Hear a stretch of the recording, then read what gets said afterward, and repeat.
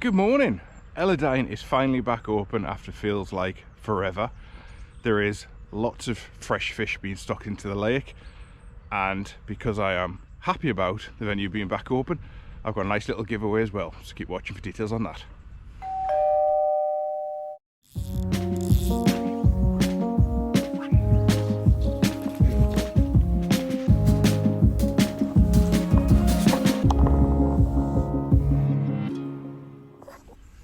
So as mentioned, Ellerdine is finally back open after its summer closure, and I cannot be happier. The lakes have been topped up with lots of stockies. The place is looking absolutely fantastic. There's been so much work done, so credit to the owners, and I can't wait to get fishing. Stocky bashing isn't the hardest, but it can be brilliant for some and it can be difficult for others, but we'll have a look at that after. But to celebrate Ellerdine being back open, and because I'm in a really good mood, I have got a nice little giveaway of this bag of stocky bashing flies. For a chance of getting your hands on them, watch the video, pop in the comments how many fish I land with an idea for a new film, and I will pick a winner on the 31st of October. Unfortunately, to have a chance, you will have to have a UK postal address. Apologies about that. But less of that, let's get fishing, let's get stocky bashing. Yeah!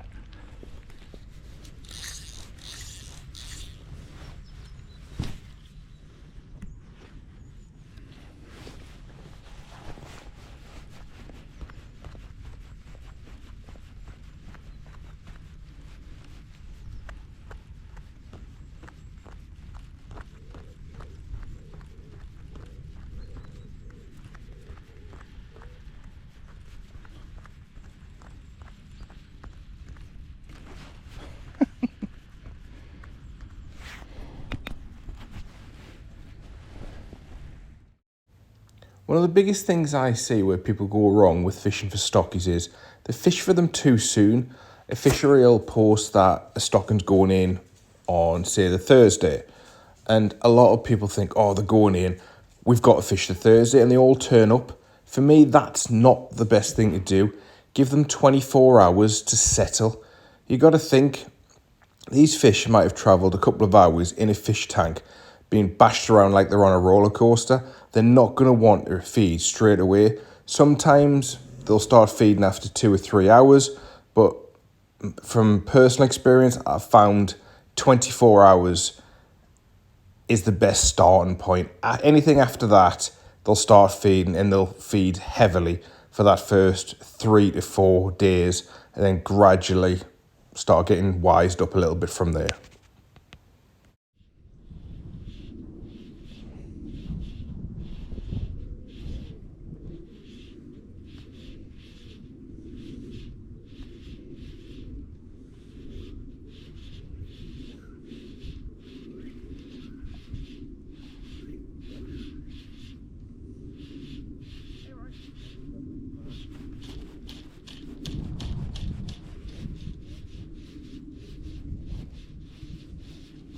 Oh, you. Oh, here we go. Mark, you are my lucky charm, you're right.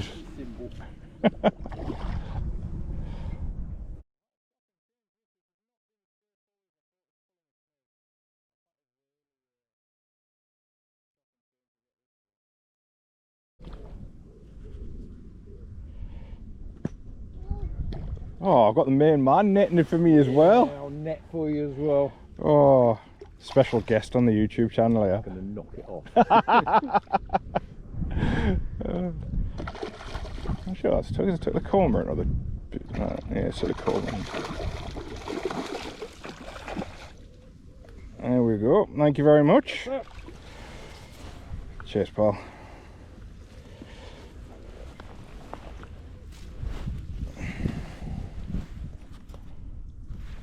Let's get him on his ready hands.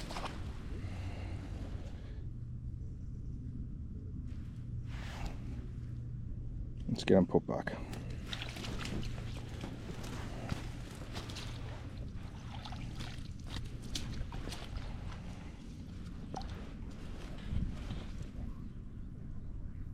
I love them in the clear water like that. So on the intro, I said that today is likely going to be brilliant for some and potentially difficult for others. Now, the reason behind this is when stockies first go in, they tend to pod up, but they don't move far away from each other. So there can be quite barren areas of fish and lots of fish congregated in certain areas. So if you land on one of these certain areas, you can quite easily catch one a chuck. And I'm talking 25, 30, 35, 40 fish, them kind of numbers. Now, what I'm about to say next is a little bit controversial, but one of my biggest pet hates is people who decide to sit on one of these pods all day and catch one a chuck, and when other people around them are struggling. Little bit of angling etiquette, catch 5, 10, then move off and let somebody else have a go on them. You could have 5 people catch 10 each and have a great day, or one person catch 50. Like I said, it's controversial. People pay the money, they're entitled to do what they want, but it's just a personal pet hate of mine. But after they've been pricked a few times, and normally after 5, 6 days, the fish do spread out from these pods and it does become more fair game.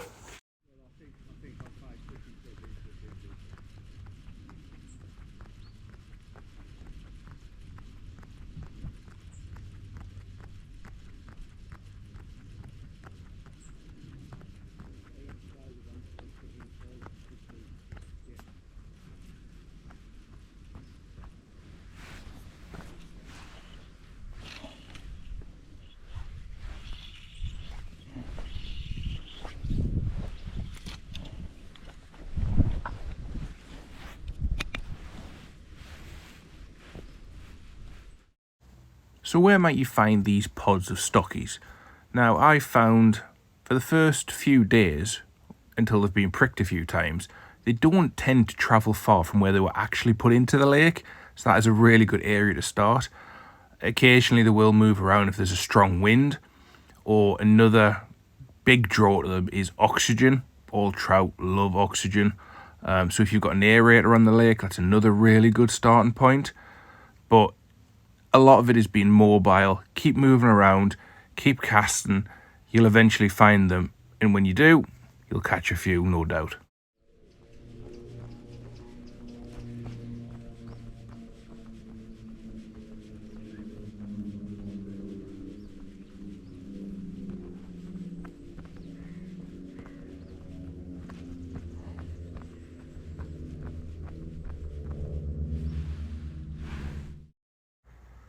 So what flies and methods for stockies? I think for the majority of people, the go-to is pulling tactics, and that's because they love chasing, they love bright things, big things, bushy things. And I think this is down to they don't know what danger is yet. They've come straight from the fish farm, they've never been hooked, so everything is a game to them, everything's something new. Trout are inquisitive by nature, so something flashes past the face, they're naturally going to chase, and because the only way they can investigate is with the mouth, you get hooked up.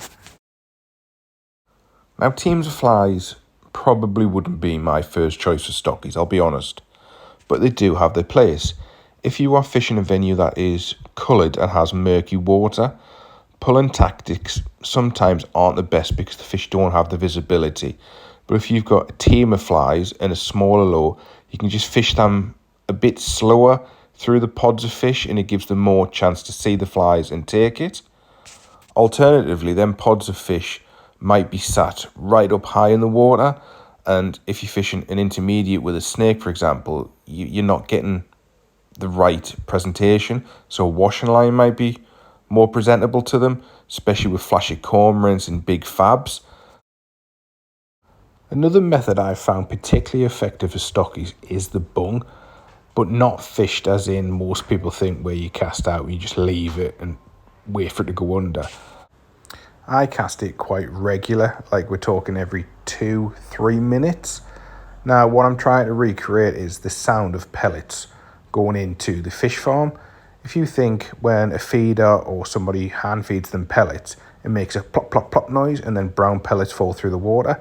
If you were casting the bung quite regular, you are creating that plop, plop, plop noise by the bung hitting the water, creating a plop, the first egg, plop, second egg, plop. And if you've got brown eggs falling through, it looks just like pellets falling in. And that noise triggers them to go investigate, because that's what they've been used to hear when being fed.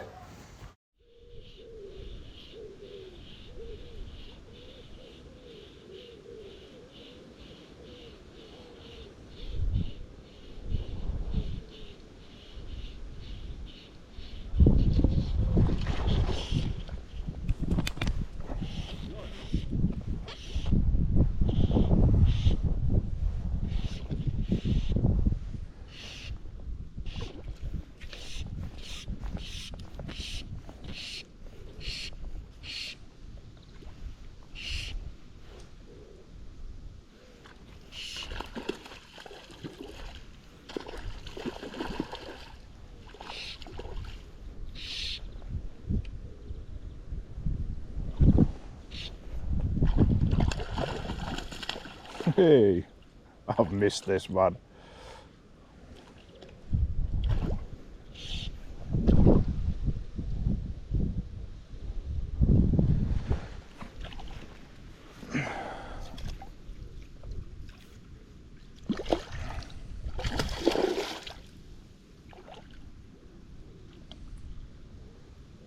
I said teams of flies weren't always the way forward for stockies, but they've been sat up in the water and they've been a bit iffy with pulling.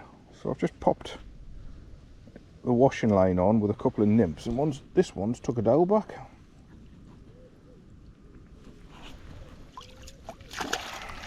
There's a crack at that, isn't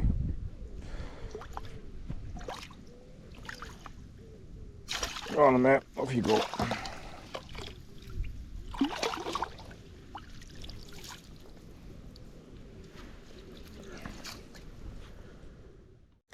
I just wanted to take 30 seconds to point people towards Ross's channel, Caithn's Fly Fisher. If you haven't come across it, Ross fishes some stunning looking venues up in Scotland and catches some absolutely incredible brown trout. It's also a really top bloke that has helped me with my channel a lot over the last 12 months. And us small channels have to stick together. So go have a look, even if it's just to see his bait, because quite frankly, it's like a lion's mane. It's majestic. But away from the bromance, let's get back to the fishing.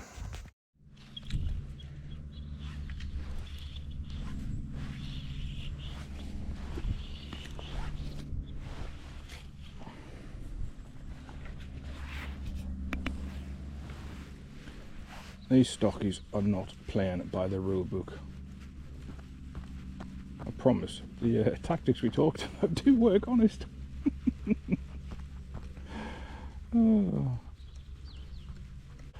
Oh, you beggar, try to pull. Maybe the will come and work. Oh, it's positive at least.